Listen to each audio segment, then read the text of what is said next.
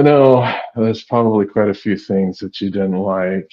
Um, I know one of the big things is monogamy and how they hype monogamy up pretty well. And Yeah, they have a that few arguments regarding that, and um, it makes sense if you're having kids. That's what I'm gonna say. If you don't have kids, um, you can be a polyamorous married person and have kids, but I mean from people I've seen talk about that on podcasts, it's that it seems to be I forget their oh yeah, Jeffrey Miller and Diana Fleischman are two evolutionary psychologists I like actually who are married and in a polyamorous relationship and they might have kids, and there are people like that who say that you can do that sort of thing, but it's way more difficult. It's not just like running around being slutty like people talk about it.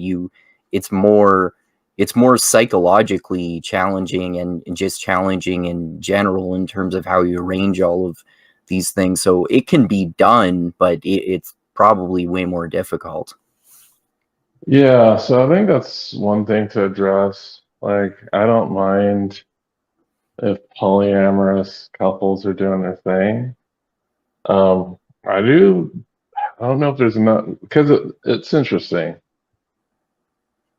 Kids, I don't know how that's going to get resolved in a society that's not designed for that.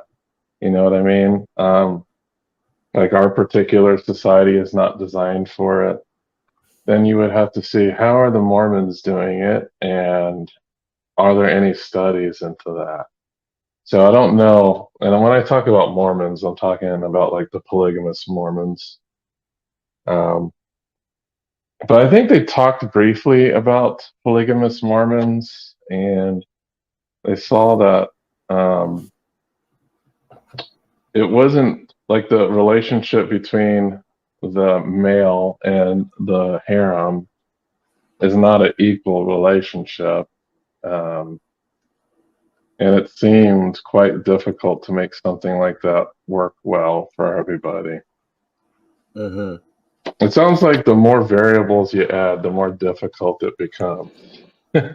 Yeah, I get that. I get that. That makes sense.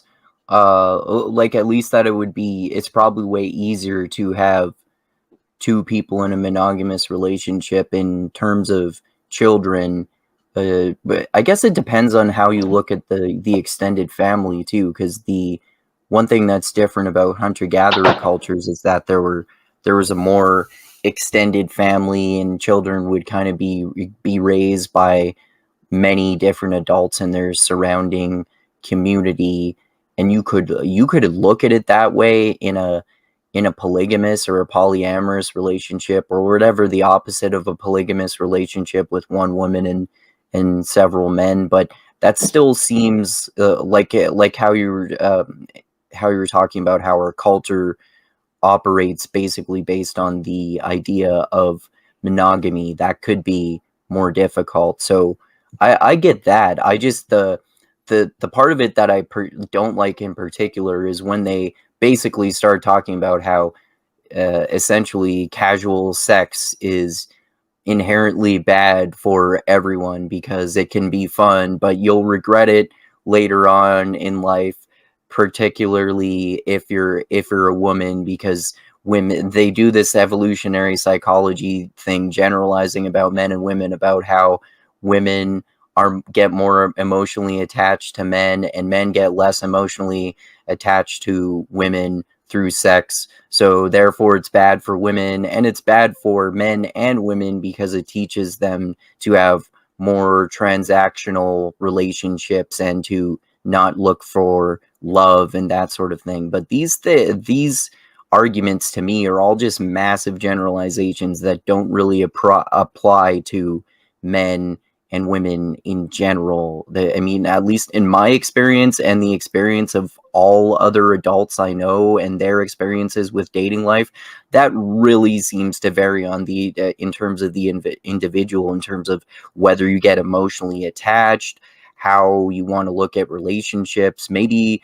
some people never want to have kids. I know at least one woman who never wants to have kids. My cousin and his girlfriend never want to have kids, but they are in a monogamous relationship. And there are some women who get more emotionally attached than men in terms of sex, but there are men who get more emotionally attached in terms of sex too. And I've gotten emotionally attached before myself, and there are too many variables here, and I think there's too much individual variation between people to make these such a massive generalizations about people like that.